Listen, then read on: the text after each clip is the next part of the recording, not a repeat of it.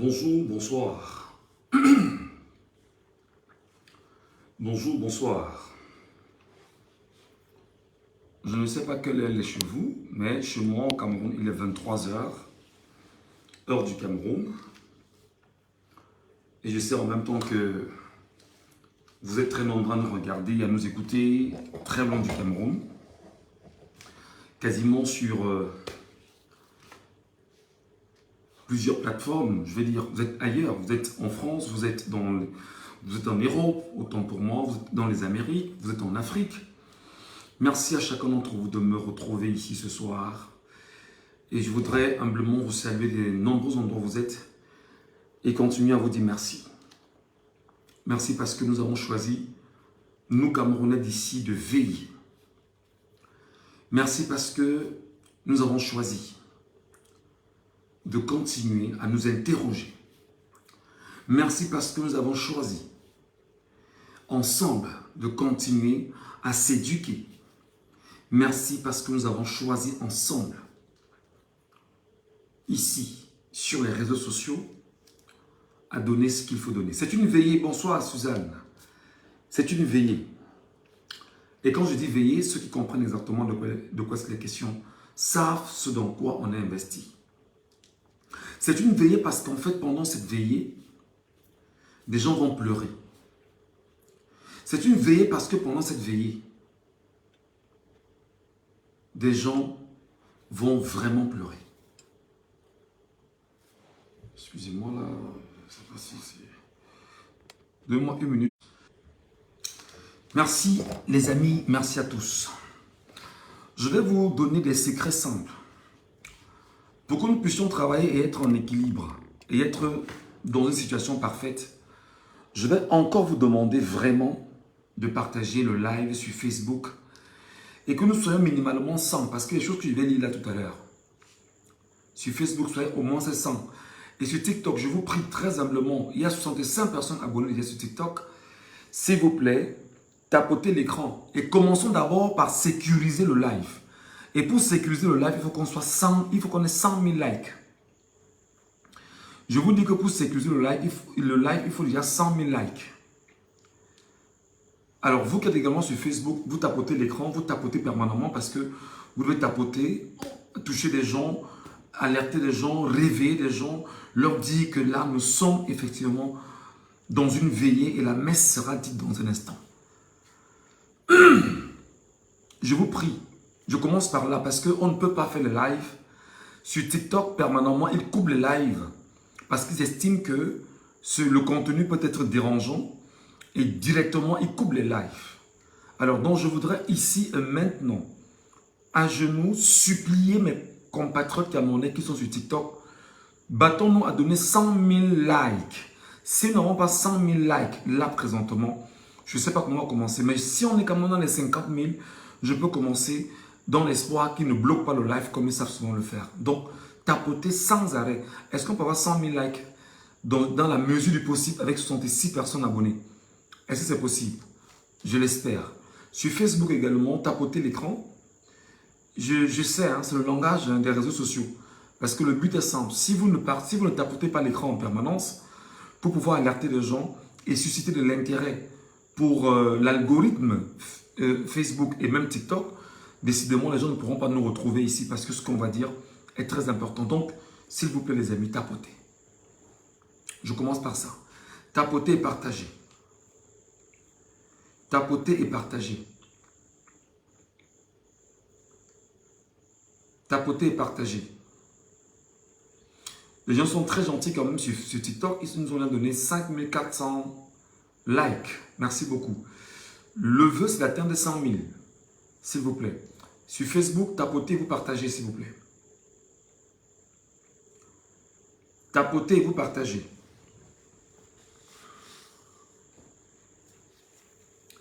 Tapotez et vous partagez, les amis. Tapotez et vous partagez. S'il vous plaît. Je sais que c'est important parce que si on ne le fait pas, on ne peut pas avoir la masse critique que nous voulons. Et lorsqu'on parle de masse critique, on a justement besoin des Camerounais qui soient aussi nombreux à nous écouter et qu'on puisse s'écouter entre nous Camerounais. Donc, tapotez s'il vous plaît, tapotez et vous partagez. On a 7 clés, on a 7 cas. 7,6K sur TikTok, merci beaucoup. Le vœu vraiment, c'est de donner, c'est de sécuriser le live. Si on ne sécurise pas, qu'est-ce qu'on fait très souvent? Ils vont couper le live. Et lorsqu'ils coupent le live, aussi nombreux que vous soyez, le temps de remonter, quand il y a 2-3 minutes de vide, il y en a qui peuvent se décourager, il y en a qui peuvent même vous chercher sans plus vous retrouver. Et ils sont très nombreux. Voilà. On est à 67 personnes déjà sur Facebook. Est-ce qu'on peut monter à 100, s'il vous plaît? Montons à 100 sur Facebook, s'il vous plaît. On est à 68 personnes sur Facebook, montons à 100. On est à 86 personnes sur TikTok, montons à 100. Et s'il vous plaît, TikTok, merci. On est à 10K déjà. Est-ce qu'on peut toujours envoyer TikTok, tapoter toujours pour qu'on soit à plus de 10K? Mon vœu, c'est d'avoir 100 000 K. Si on a 100 000 K, on sécurise le live. Sur Facebook également, tapotez. Je vous en prie, les amis, tapotez. Tapotez. Tapotez, les amis, tapotez. Je suis à 62 personnes sur Facebook. Pourquoi? Est-ce qu'on peut être 100 au moins? Je veux 100 personnes minimalement. Je veux 100 personnes minimalement. Je veux 100 personnes minimalement. Je veux 100 personnes sur TikTok et sur Facebook. Tapotez. Et vous partagez à 100 personnes. Taguez les gens, taguez les gens. Taguez et vous partagez dans les groupes que vous avez. Partout, partout, partout, partout. Taguez et vous partagez dans tous les groupes. Sur vos plateformes, sur vos pages. Taguez et touchez les gens, s'il vous plaît. C'est une doléance que je vous fais hein, en même temps. Parce que vous n'êtes pas obligé. Mais je vous fais la doléance. Je fais la doléance. Tapotez et vous partagez, les amis. Ne gardez pas ce moment seulement pour vous. Parce que tout à l'heure, les Camerounais prendront la parole et vont s'exprimer. Et ils vont dire des choses incroyables ici. Réveillez vos frères, réveillez les Camerounais. Je vous ai dit, personne ne doit dormir. Personne ne doit dormir. Que personne ne dorme. Que personne ne ferme les yeux. Que personne ne ferme les yeux. Ouvrez, partagez les amis. Ne regardez pas le live à vous seul. Touchez les gens de partout. Qu'ils se lèvent. Je voudrais ici saluer ceux qui sont aux États-Unis ou dans les Amériques et qui me regardent en même temps. Et qui sont également sur le continent africain qui me regardent. Ceux qui sont au Cameroun, en fin de soirée, qui me regardent. Donc, on va pas prendre beaucoup de temps parce qu'on n'en a pas suffisamment. On a déjà pris 8 minutes à vous demander de partager. On a pris 8 minutes à vous supplier hein, de voir dans quelle mesure vous devez aller plus loin. Mon vœu, c'est d'avoir ce soir des centaines de milliers de Camerounais qui puissent me regarder et qui soient capables. Déjà, pour la petite histoire, ma page Facebook n'est pas monétisée.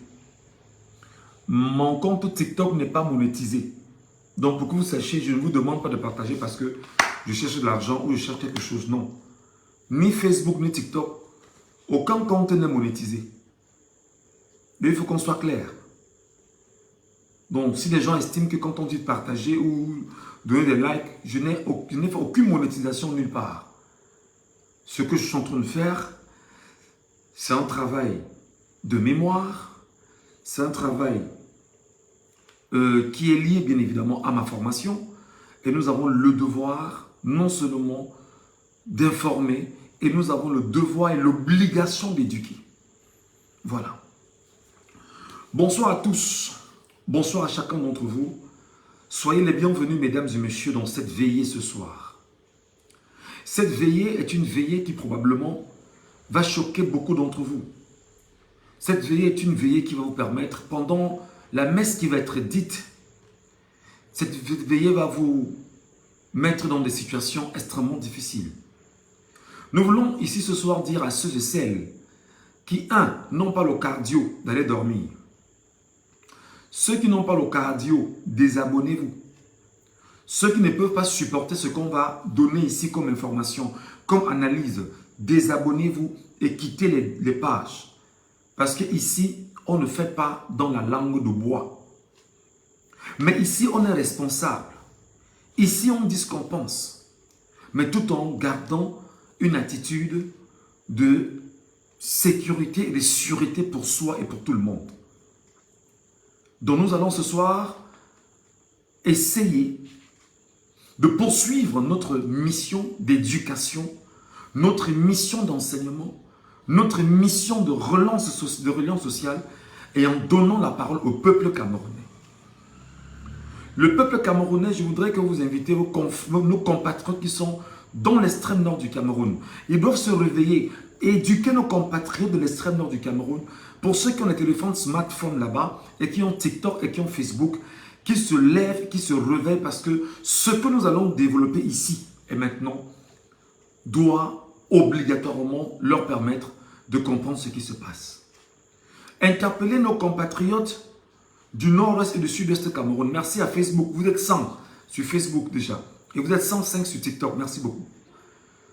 Nous devons ici et maintenant appeler tous nos compatriotes en leur disant: Camerounais, Camerounaises, mes chers compatriotes, l'heure n'est pas à la blague. L'heure n'est pas justement à l'insouciance. L'heure n'est pas... Nous sommes justement en train de traverser la vallée de la mort. Et si nous ne sommes pas capables là présentement de traverser la vallée de la mort et de nous entourer des anges protecteurs, il est évident que la mort risque d'avoir raison sur nous.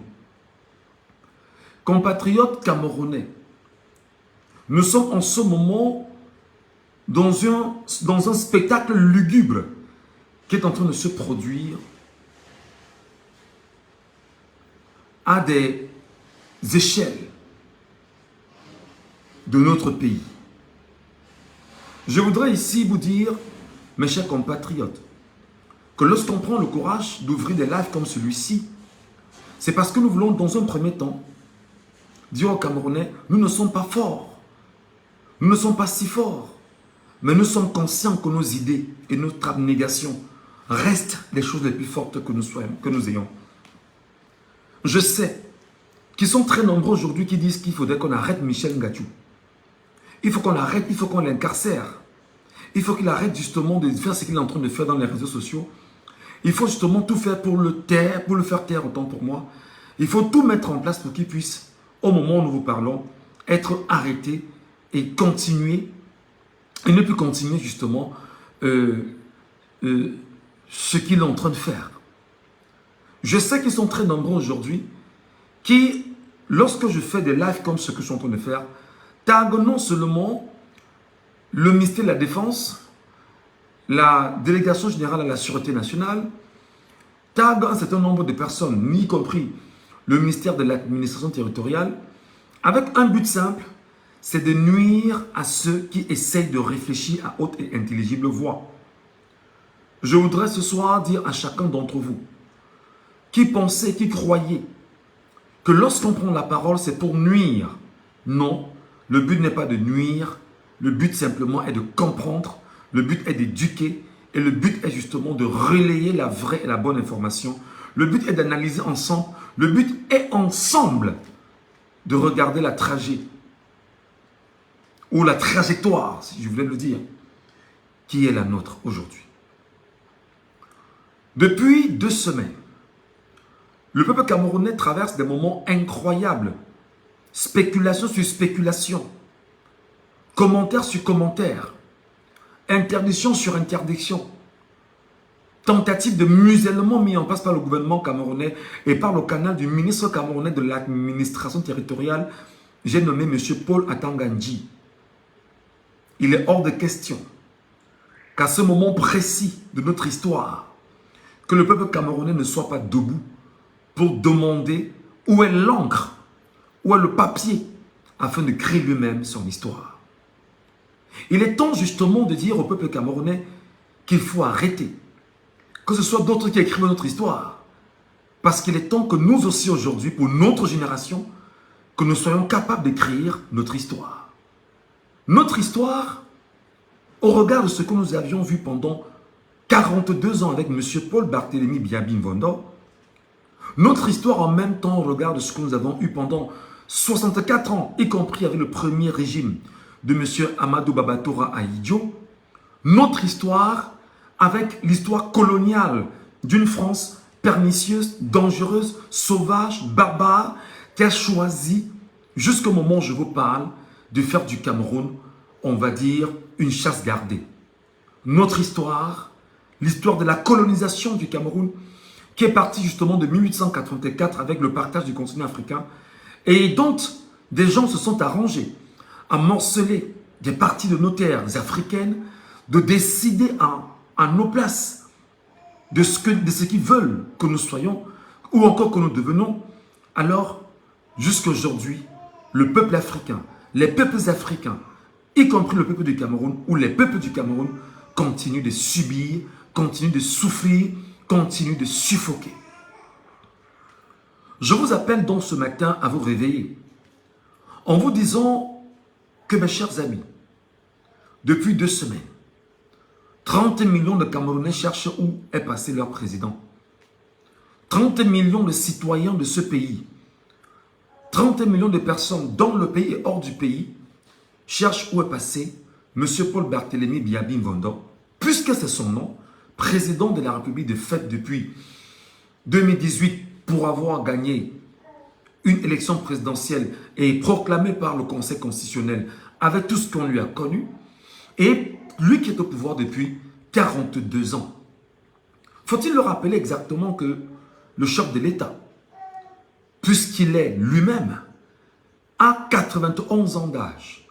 À 91 ans d'âge, nous tous nous sommes conscients fondamentalement de ce que peut être un homme de son âge à 91 ans.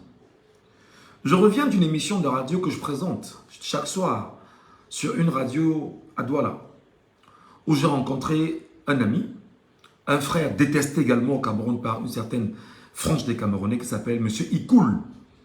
M. Ikoul qui est la tête d'un journal camerounais à vocation sportive. M. Ikoul qui tient le journal Seafoot et qui me racontait tout à l'heure une anecdote sur son père. Il me disait, Michel Ngatiou, mon père au village a 81 ans. À chaque fois que je vais le voir, voici ce qu'il me dit. Ça fait 2 mois que tu étais là. Tu reviens encore. Ben, je suis toujours là. Mais qu'est-ce que je fais ici? Moi, j'ai envie de mourir. Je suis fatigué de vivre. Monsieur Ikoul est présent, il est vivant. Si ce que je suis en train de dire est faux, il viendra vous le dire. Tout à l'heure, je suis à la radio. Puisqu'après l'émission que je présentais, que je présente autant pour moi, il est venu avec l'émission, une émission de sport. Donc, ayant papoté un peu, en attendant bien évidemment que les choses se passent. Monsieur Ikoul me disait tout à l'heure, Michel Ngatiou, beaucoup de Camerounais trouvent que vous prenez beaucoup de risques à parler de ce sujet concernant le président de la République du Cameroun. Et à moi de lui dire que, bien évidemment, on peut trouver que je prends beaucoup de risques. On peut trouver qu'il ne faut même pas en parler. On peut se dire, ben non, pourquoi est-ce qu'il insiste tant au moment où Paul Atangandi a demandé de ne plus en parler? Mais il prend ces risques-là d'en parler parce qu'il est dans son droit, premièrement en tant que journaliste camerounais. Son premier rôle, sa première mission, c'est d'informer. Informer sur ce qui se passe au Cameroun. Sa deuxième mission, et la plus importante, c'est d'éduquer. Éduquer justement sur l'ensemble des données qui sont autour du Cameroun. Et justement, en établissant dans une certaine mesure des comparaisons, en analysant, il essaye à sa façon justement de porter la voix sur la place publique afin que les compatriotes qui lui sont redevables, entre guillemets, pour le travail qu'il essaye de faire, voilà, viennent toujours s'en abreuver parce qu'il ne s'agit pas seulement de combattre pour la liberté du Cameroun, la souveraineté du Cameroun, mais il s'agit également de retourner à l'authenticité du Cameroun ou des Camerounais que nous sommes. Je voudrais ici, avant toute chose, le rappeler, et succinctement, que l'histoire du Cameroun est une histoire sombre. Monsieur Paul Biya est au pouvoir depuis 42 ans. Et avant d'être à la tête du Cameroun, Monsieur Paul Biya, au risque de me répéter, parce que je le répète, il faudrait que les gens puissent l'intégrer, il a succédé à un homme qu'on appelait Amadou Ahidjo. Et l'homme qui lui a cédé le pouvoir, qui s'appelle Monsieur Amadou Ahidjo, à travers le gré à gré, qui a poussé à la modification de la Constitution, qui faisait de Paul Biya le successeur constitutionnel, Amadou Ahidjo était effectivement un pro français dans les méthodes coloniales qu'il a héritées de la France par le truchement des hommes suivants. Premièrement,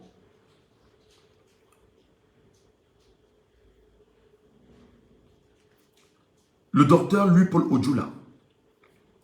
C'est Louis-Paul Odjoula qui, au Cameroun, avait pour mission, en même temps, de tout faire pour mettre en place une administration coloniale camerounaise et avec un but simple, de voir dans quelle mesure ce sera uniquement des Noirs et des Camerounais qui prendront des décisions désormais face à ce que la France veut mener sur le continent africain, y compris au Cameroun comme combat. Les amis, partagez le live, je vous en prie. Partagez le live, ne le laissez pas à votre niveau.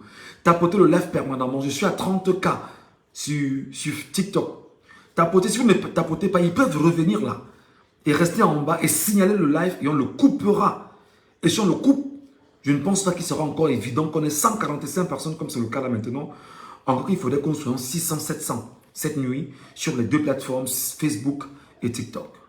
Donc, je suis en train de vous dire que Louis-Paul Odjoula avait pour mission de recruter des jeunes Camerounais qui devaient être soumis.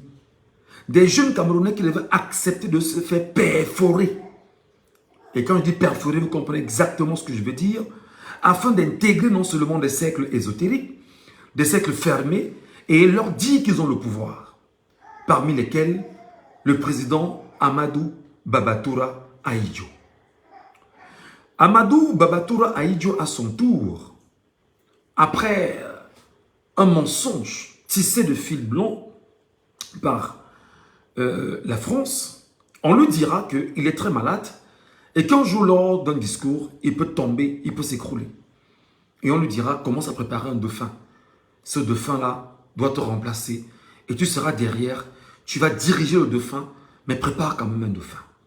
Ce qui va donc pousser exactement à la modification d'une constitution qui va permettre en tout cas à M. Paul Biya d'être reconnu comme étant le premier ministre du Cameroun et surtout nommé par le président Amadou Ahidjo et qui sera plus tard son successeur constitutionnel. Dans cette quête bien évidemment du pouvoir, M. Paul Biya arrivera au pouvoir pendant 42 ans. Il fera ce qu'il aura à faire. Et ce soir, nous allons établir le bilan de Paul Biya que nous sommes en train de chercher. Que chaque Camerounais demande où il est parti.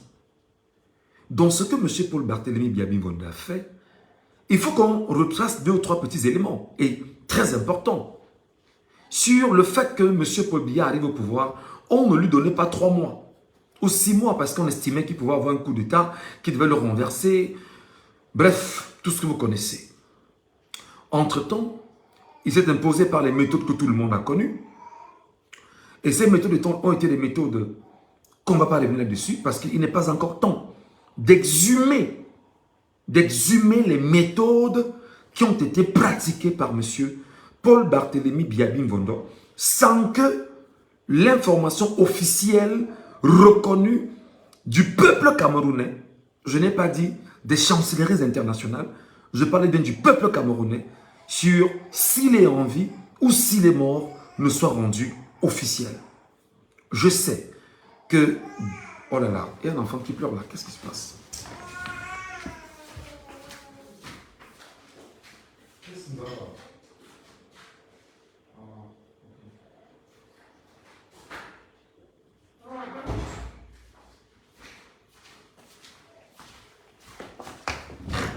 Ok, merci.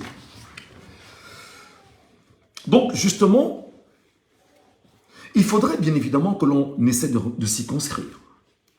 La période où M. Paul Barthélémy Biya-Mingondé arrive au pouvoir, on sait exactement dans quelle mesure il a pris le pouvoir.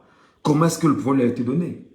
Ce qui s'est passé avec les commerçants nordistes, ce qui s'est passé avec son premier gouvernement, le courroux d'Amadou Ahidjo, et des gens qui étaient des fidèles d'Amadou Ahidjo qui rapidement sont allés voir Amadou Ahidjo pour lui dire que M. Biya est en train de faire des choses qui ne rentrent pas dans l'ordre établi.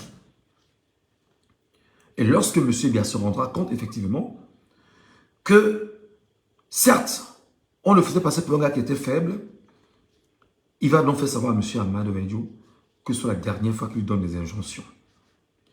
là, il commence à prendre son pouvoir. Il va progresser. Il va aller très vite. Je vous passe le détail hein, sur l'UNC, ou là, pour le pouvoir de le vice-président de l'UNC, où il fallait qu'il soit à la tête de l'UNC. Je vous passe ce détail-là. Il va faire des choses pour conforter son siège. Ces choses sont relatées dans un livre écrit par un auteur camerounais qui s'appelle, j'oublie le nom de l'auteur, hein. Le livre s'appelle, voilà, Ebale Angounou. Cet auteur s'appelle Ebale Angounou. Le livre se retrouve toujours sur les réseaux sociaux, sur Google, et le titre c'est « Le vrai visage de Paul Biya ». Et dans ce livre, effectivement, M. Ebale Angounou vous permet de comprendre exactement quels ont été les mécanismes, les méthodes, les pratiques, tout ce qui a été mis en place pour que M. Paul Barthélémy Biya-Bienvenue puisse prendre la tête du Cameroun.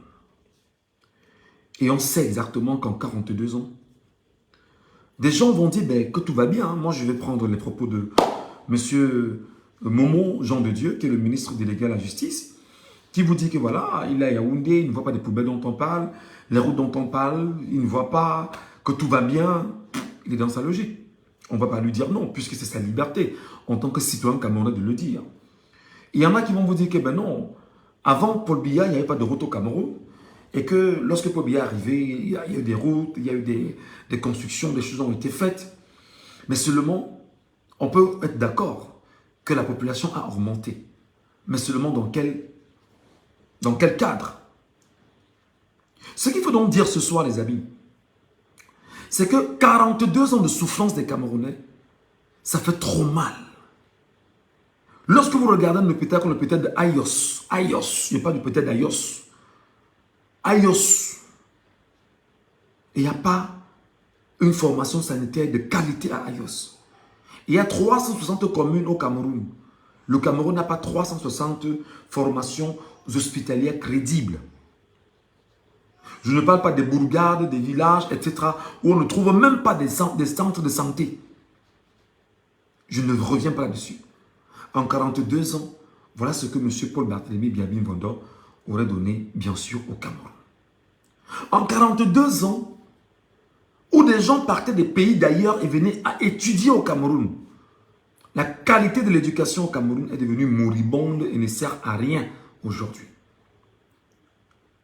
Et ça, croyez-moi, l'impression qu'on a aujourd'hui, c'est que même moi qui vous parle en tant que journaliste, je vous dirais que c'est à la suite d'un forcing en termes d'écriture, en termes de lecture, que j'essaye aujourd'hui de comprendre l'histoire politique de mon pays, le Cameroun, l'histoire politique de ma vie et du fait que, sous M. Paul Biya, je suis bientôt à 40 ans de vie volée.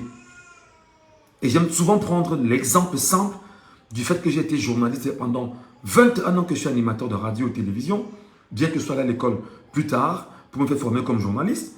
Aujourd'hui, je suis à 3 ans payé.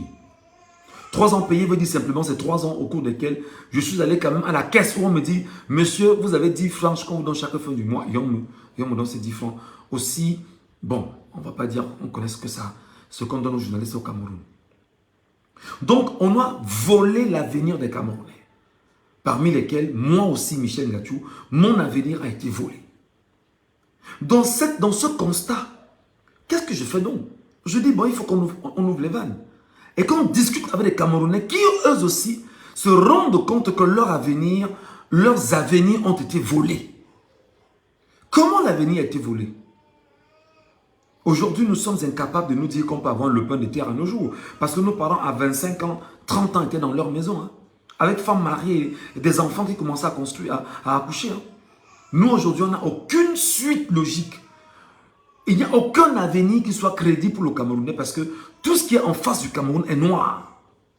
Personne ne sait si on va arriver ou pas. Les amis, s'il vous plaît, tapotez l'écran. Tapotez, il nous faut 100 000 likes sur TikTok avant qu'ils ne viennent bloquer. Parce qu'ils sont capables de tout au moment où je vous parle. Ils sont capables de tout. Je ne suis encore que dans la phase de l'explication. Ils peuvent venir bloquer là tout de suite pour vous empêcher de prendre l'essentiel. Tapotez sans arrêt, je vous en prie. Il faut qu'on soit 100 000 K pour sécuriser le live au moins. Soyez au moins à 100 000 K. Soyez au moins à 100 000 likes, 100 000 tapotements chacun. pour pouvoir sécuriser le live. Sinon, nous sommes mal barrés. Ils vont venir signaler. Et vous savez que lorsqu'on signale, si leur signalement est plus intense que le vôtre, on vous bloque automatiquement. Donc, ils sont là certainement en train de regarder ce qu'on est en train de faire. Et se sont certainement arrangés à tout faire pour que ce live soit bloqué. Donc, c'est avec vous qu'il faut le sécuriser. Donc, si vous ne tapotez pas, ils vont couper. Ils vont couper. Ne soyez pas seulement là à m'écouter. Parce que tout à l'heure, vous prendrez également la parole. Mais pour prendre la parole, il faut qu'on soit au parfum des premières phrases jusqu'à la dernière phrase. Donc, tapotez sans arrêt, je vous en prie. Voilà. Aujourd'hui, les amis, depuis 2 semaines, les Camerounais cherchent leur président. Où est le président? Que se passe-t-il avec le président? Est-ce qu'il est en santé? Est-ce qu'il a un problème? Est-ce qu'on l'a kidnappé? Est-ce qu'on l'aura enlevé? Est-ce que nous sommes 30 millions? Je voudrais bien que le chiffre soit écrit. 30 millions à nous intéresser et à nous demander ce qui se passe avec M. Paul Biya en ce moment. 30 millions. 30 millions de personnes. Même les enfants aujourd'hui savent que Paul Biya, on ne le voit pas. Même nos enfants sont en train de demander, papa, où est papa Paul Biya? Comme il l'appelle. Il nous appelle, papa, où est papa Paul Biya? Papa, grand-père, ma fille dit, où est grand-père Paul Biya? Donc même ma fille cherche grand-père Paul Biya, qu'elle ne trouve pas, qu'elle ne voit pas. Rédigez bien le chiffre de 30 millions parce que je voudrais que ce chiffre soit inscrit dans vos têtes parce que 30 millions, c'est le nombre de la force. 30 millions, écrivez en commentaire 30 millions les amis. Chacun écrit en commentaire 30 millions. 30 millions, c'est 30 millions du pouvoir. 30 millions, c'est 30 millions du nombre important des Camerounais que nous sommes dans le Cameroun et hors du Cameroun. Sur le territoire camerounais, nous sommes minimalement 25 millions, voire plus. Et on sait que dans les diasporas, globalement, on comptabilise nos compatriotes à au moins 5 millions. Alors, ça sont des chiffres qui sont évoqués et qui, entre-temps, d'aucuns disent même et pensent même que nous serons au moins 40 millions aujourd'hui. Malheureusement, sous Paul Barthélémy Biabi Mvondo, les recensements sont toujours problématiques. On n'en fait presque pas. Voilà. Aujourd'hui, on cherche Paul Biya et beaucoup ont écrit. Vous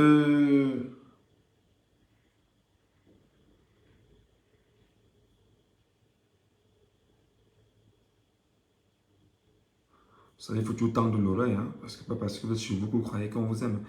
Tapotez l'écran sans arrêt. Ils sont en bas en train de signaler le live. Si vous vous arrêtez, si vous vous fatiguez, eux, ils ne vont pas se fatiguer. Si vous vous fatiguez, eux, ils ne vont pas se fatiguer. Ils vont tout faire pour bloquer le live. Donc, tapotez les amis. Voilà. Il y a eu, ces derniers jours, la vacance du pouvoir. La vacance sera constatée dans 45 jours. 45 jours, 45 jours. Nous y voici donc dans les 45 jours. Nous y voici dans les 45 jours. Paul Biya n'est pas là. Mais seulement ce que vous ignorez, c'est que la constitution qui lui interdisait de ne pas faire 45 jours dehors était celle de 1996, que lui-même, M. Paul Barthélémy Biabi Mvondo, le système odulatiste est mis en place. Ils ont modifié en 2008.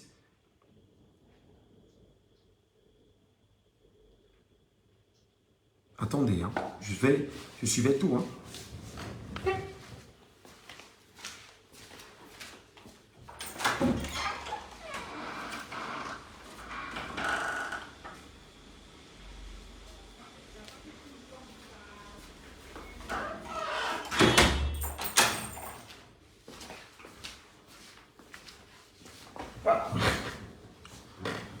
Je vous parlais justement de la constitution de 2008 qui a été modifiée sous M. Paul Biya par le système odulatiste et qui lui a donné les pleins pouvoirs. Et dans cette nouvelle constitution, ils ont fait sauter le verrou de la limitation de jours à passer hors du Cameroun. Et dans cette quête, effectivement, comme on sait que le peuple camerounais est stupide, entre guillemets, parce que nous ne sommes pas un peuple stupide, mais quand on s'est arrangé à dégrader le niveau d'éducation d'un pays, on veut effectivement ramener ses compatriotes à ne chanter que les louanges de celui qui dit être à la tête de votre pays et vous empêcher de lire pour comprendre le contenu de ce qu'on a mis à votre disposition. Je voudrais ici rappeler que des Camerounais en sont morts. Aujourd'hui, je le dis, ceux qui sont dans le Vouri, il y a encore des corps dans le Vouri qu'on n'a pas retrouvé aujourd'hui. Tapotez l'écran, les amis, je vous en prie. Tapotez l'écran sans arrêt parce qu'ils sont là. Et leur but, c'est de signaler le live afin que vous... S'ils ont plus de signalement que vous,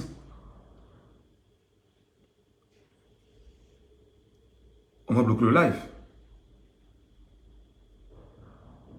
Voilà. Je disais qu'il y a des corps aujourd'hui qui sont encore dans le Vouri. Et il y a des gens qui sont allés en prison ici à Douala en 2008.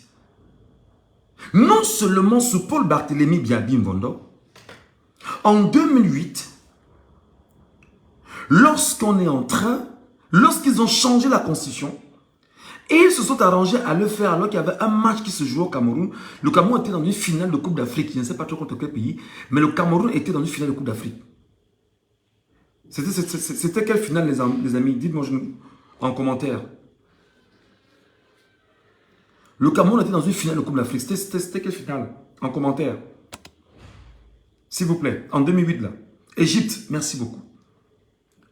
Alors pendant que les Camerounais sont en train de jubiler avec l'affaire du football, et vous comprenez pourquoi je vous ai dit ici que le football n'a jamais développé un pays, pendant que les Camerounais jubilaient avec la Coupe d'Afrique, les lois étaient en train d'être modifiées à l'Assemblée nationale.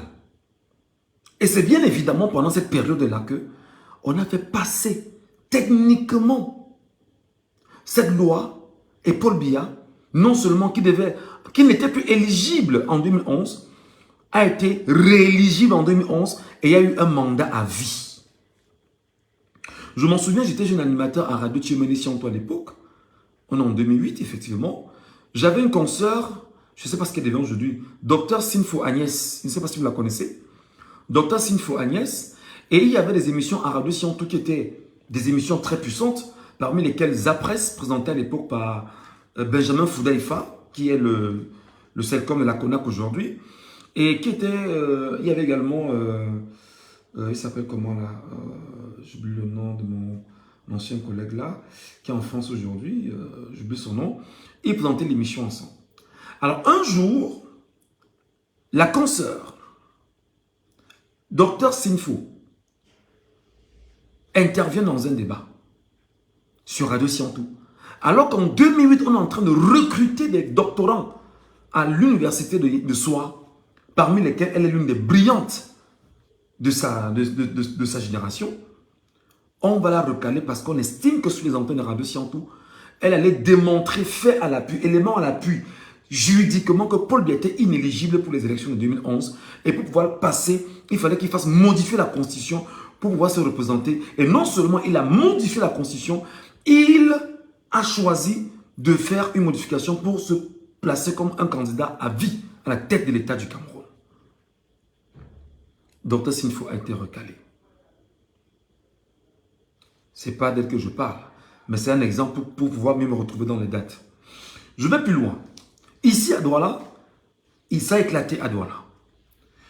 On ne va pas oublier que le député Jean-Michel Nintieu a choisi également de faire entendre sa voix ici à Douala et d'organiser une marche en 2008 avec les Mbouamassok et les autres pour une seule raison: on ne touche pas à la constitution du Cameroun. On ne touche pas à la constitution du Cameroun. Alors, Mbouamassok et les autres ont été arrêtés. Des Camerounais ont été arrêtés et gazés à Douala. Beaucoup ont vu leur vie dans des prisons.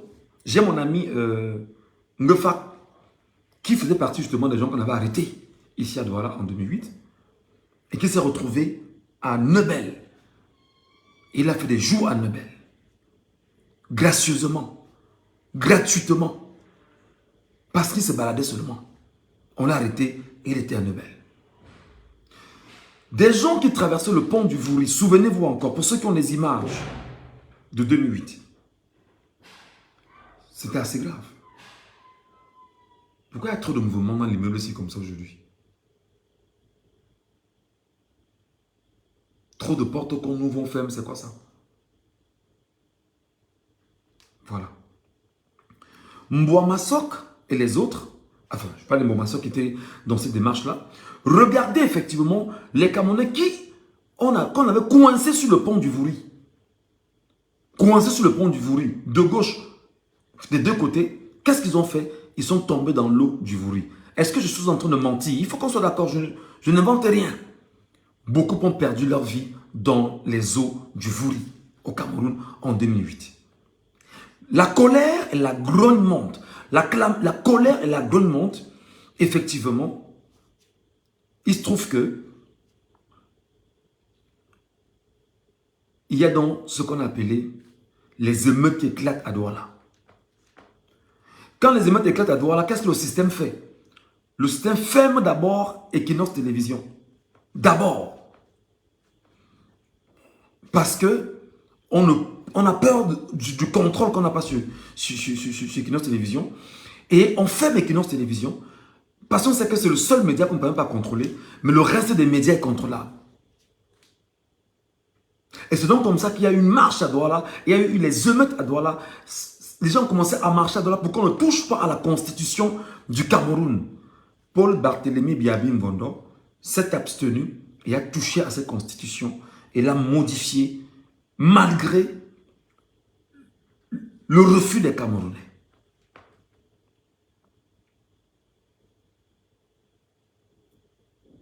Et je vous dis tapoter l'écran sans arrêt parce que quand je parle, vous devez être 100, on doit avoir 100 000 likes au moins pour pouvoir sécuriser le live. Si vous ne tapotez pas, ils sont en bas en train de tenter de signaler. Voilà. Je vois maintenant quelqu'un qui écrit émeute de la faim. Non, ce n'était pas l'émeute de la faim. C'était un maquillage. Quand Paul Biya se rend compte que les Camerounais ont compris ce qui se passe, rapidement avec le concours de l'Élysée, on va maquiller la grève au Cameroun face justement à un peuple que l'on sait analphabète.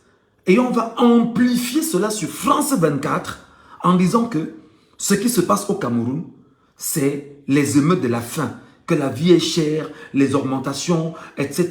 Il y a ceci, il y a eu cela, et voilà. Mais on ne va pas exclure que le chef de l'État est sorti après que la grève, la grève commençait déjà à gagner Yaoundé. On ne va pas oublier que le chef de l'État est sorti traiter les Camerounais d'apprentis sorciers. Pour ceux qui demandaient, qui disaient que non, on ne retouche pas la constitution du Cameroun. J'étais encore un jeune enfant. J'habitais à Yaoundé et j'habitais derrière la chapelle Christ-Roi de Tinga, pour ceux qui connaissent Yaoundé. Je suis sorti de mon portail. J'étais avec un ami qui s'appelle Mbega Steve. Je n'oublie pas son nom. Et je demande aux agents de la garde présidentielle qui étaient là-bas. Parce qu'à Tinga, on n'est pas loin de la présidence de la République. Et je lui demande, mais mon grand, est-ce que toi-même tu as suivi le discours que vient de dire le père là maintenant? Il me dit, j'ai suivi. Nous-mêmes, ça nous choque, on ne peut rien faire. Mais est-ce que je peux te demander, mon cher petit frère, rentre chez toi et ferme le portail. RFI, France 24 vont prendre l'affaire entre les mains et vont s'arranger effectivement à tenir en haleine les Camerounais pendant des jours avec cette actualité. En parlant de grève de la faim et en traitant Paul Biya du Sphinx et du Phénix. Regardez encore les reportages de France 24 à cette époque-là. Voilà comment Paul Biya va revenir après. Il va dire qu'il va augmenter le salaire des fonctionnaires. Je crois que c'était 15%, si j'ai bonne mémoire. Je peux me tromper, mais je crois que c'est 15%. Et il va dire qu'il a réduit le prix de la tomate sur le marché, le prix du riz sur le marché, le prix des ci sur le marché, etc., etc., etc. Et qu'est-ce que les médias à la solde du système feront? C'est de prendre cette cochonnerie et de l'amplifier et de dire que comme on a réduit le prix du riz, le prix de ceci, le prix de cela, alors effectivement, c'est que le problème est fini. Les Camerounais qui demandaient que la nourriture soit là, il faut qu'ils aient la nourriture maintenant, donnez-leur à manger. Et c'est donc comme ça que l'ensemble des ministres, adossés justement au parti au pouvoir, ils vont engager. Tapotez l'écran sur Facebook, les amis. Oh là là, ça ne bouge pas. Ça ne bouge pas, ça ne bouge pas. Ça ne bouge pas. Je suis à 90K, justement, sur TikTok déjà. Sur Facebook, vraiment, ça ne bouge pas. Les gens, vous êtes 125, vous me regardez comment, les amis? Vous êtes 125, vous me regardez parler. Vous voulez qu'on signale pour que vous soyez tranquille? Voilà. Donc, à cette période-là, effectivement, Monsieur le Président de la République a sorti le BI. C'est pour la première fois que les Camerounais voient ce qu'on entend par BI, le bataillon d'intervention rapide. Et c'est comme ça que le BI arrive dans les villes de Yaoundé et de Douala. Les enfants qui ont été sortis, je m'en souviens encore pendant des petits frères du quartier qui étaient en train de BI parce qu'il y avait des recrutements massifs qui s'est passé à cette période-là. Et le BI était géré par un Israélien. Jusqu'à présent, comme toujours, je ne joue pas les Israéliens. C'est donc comme ça que le BI se met en dehors et on laisse croire qu'il y a une milice armée qui a été formée par M. Paul Barthélémy Biabi Ngondo. Entre-temps, je m'en tiens encore aux différentes analyses qui ont été faites sur le plateau de télévision et même sur France 24, qu'il y aurait une milice armée au Cameroun que les gens ne savaient pas. Donc le BI était là, était en préparation. Apparemment, même les Français ne savaient pas que le BI était là, était en préparation et qui pouvait à tout moment répondre à toute attaque contre le président de la République. Vous devez donc comprendre aujourd'hui que dans cette analyse, dans cette perspective, dans ce regard, c'est-à-dire que on est en train d'exhumer ces faits-là, c'est pour que vous sachiez que non seulement le projet de modification de la Constitution était déjà acté, on s'est rendu compte que l'effectif de l'armée était très réduit pour pouvoir lutter si jamais le peuple camerounais entier se levait pour pouvoir lutter. Alors qu'est-ce qu'il fallait donc faire? Quelques années avant, le système audulatif de Yaoundé a recruté de très jeunes garçons qui ont été insérés dans le BI. Et avec une seule logique, mettez dans vos têtes que vous êtes payé par M. Paul Biya. Je redis encore les choses qui se disaient sur les plateaux. On était des enfants. On était des enfants, nos parents parlaient, nos grands-frères parlaient. C'était la stupéfaction générale. Partout, tout le monde s'inquiétait. On a donc compris, plus tard la supercherie, des recrutements qu'ils ont fait massivement avant. Pour le cas du BI. Et on s'est donc rendu compte que ce sont ces enfants qui ont été formés, qu'on a sortis, on a mis dans les rues pour s'attaquer bien évidemment aux populations. Je reviens ici sur le cas de Tinga où j'habitais. On a sorti des chars, on a mis dans des carrefours. Et quand on sort des chars, on met dans des carrefours, rapidement, qu'est-ce que ça fait dans les têtes des Camerounais? Il y aura la guerre, on va mourir, on va me tuer, on va nous tuer. Taisez-vous, ne parlez plus. Si vous parlez, nous sommes mal barrés. J'espère que vous commencez à comprendre ce dans quoi on était pendant toutes ces années. J'espère que vous commencez à comprendre ce qui s'est passé exactement en 2008 et avant 2008. J'espère que lorsque vous avez compris que le projet de modification et de confiscation du pouvoir était acté, il fallait donc trouver des mains des jeunes Camerounais, ce qu'on appelle entre autres des supplétifs de l'armée, pour que ces derniers effectivement viennent faire le travail. Certes, à la base on dit c'est normal, honneur et fidélité, parce que vous allez défendre la patrie, vous allez défendre la nation. Mais seulement, on est incapable d'éduquer des enfants en leur disant que vous devriez défendre la nation et défendre les idées propres, on va dire, à la souveraineté de la nation. Pas à la souveraineté et la confiscation du pouvoir d'une clique de personnes. Est-ce que vous n'avez pas vu des chars en 2008 ici, les amis? Les gens n'ont pas vu des chars en 2008? Qui n'avait pas vu des chars? Des chars étaient sortis. On les a mis dans des carrefours. Lorsque des gens ont vu des chars, on se dit, aïe, là, ça devient compliqué. Si les gars sont sortis des chars, ça veut dire qu'il y a quelque chose de pas bien quand on s'est passé. On veut bien savoir. Il n'est pas exclu que même maintenant, où vous êtes en train de bouger, on peut vous intimider à ce niveau en sortant des chars. Mais seulement, pour le cas présent, c'est impossible.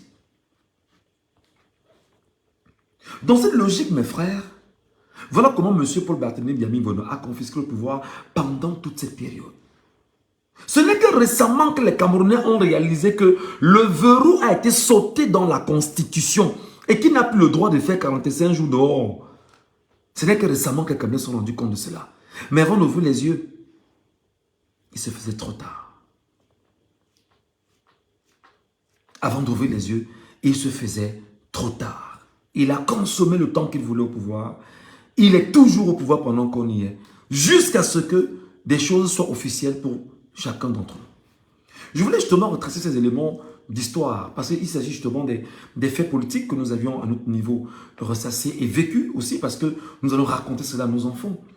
Je pense que, je le dis ici depuis des semaines, les historiens camerounais, actuellement au Cameroun, ont trahi la lutte pour la liberté du Cameroun. Si au moment où je suis en train de parler, ils m'écoutent et ne se lèvent pas pour écumer les réseaux sociaux, pour dire la vérité sur l'histoire du Cameroun, et s'ils essaient de mentir, parce que les Camerounais connaissent l'histoire, à leur risque et péril, parce qu'ils seront eux aussi jetés dans la poubelle de l'histoire pour avoir tenté de mentir les Camerounais sur les valeurs, sur l'histoire politique de notre pays. Les historiens doivent sortir pour éduquer les Camerounais sur l'histoire politique du Cameroun, parce que nous nous rendons compte que cela a été une supercherie pendant toutes ces années, empêchant les Camerounais, effectivement, de pouvoir maîtriser l'histoire politique de leur pays. Je voudrais également ici dire aux gens que bientôt le retournement de veste va commencer. Dans les jours qui suivent, vous entendrez des gens qui chantaient que Paul Biya, Ayop, Ayop, Ayop, ils vont dire que je ne le connaissais pas. Je ne le connaissais pas. Et il y en a qui bientôt vont le dire au Cameroun, que je ne le connaissais pas. Je n'ai jamais dit Ayop, Ayop. Je n'ai jamais dit Ayop, Ayop. Ils vont bientôt le dire là, présentement au Cameroun. Parce qu'ils savent que pendant 42 ans, ils ont chanté Ayop, Ayop sur la souffrance des Camerounais. Et les Camerounais, résilients, calmes, objectifs, les regardaient. Parfois médusés, parfois décérébrés. Mais comme Dieu est puissant et nos ancêtres méritants sont autour de nous, ils nous ont toujours tenus en haleine et nous ont dit, les enfants, le moment viendra où vous allez justement gagner ce combat. Ils sont là, ils sont connus. Ils sont là, ils sont connus. Bientôt sera le retournement des vestes. Pour dire que ben non, vraiment, je ne le connais pas. Et c'est maintenant que beaucoup vont vouloir chercher à entrer dans le mouvement pour la renaissance du Cameroun. Parce qu'ils estiment qu'ils vont chercher un parti politique dans lequel ils peuvent se recroqueviller et se protéger contre la foudre de tout un peuple camerounais.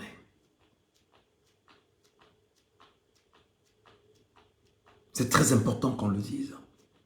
Et là, le dit ne pas... C'est-à-dire que quand on le dit, on est dans les... On regarde les faits. On analyse la situation. Ils ont attaqué le live. Je vous ai dit qu'ils vont attaquer le live.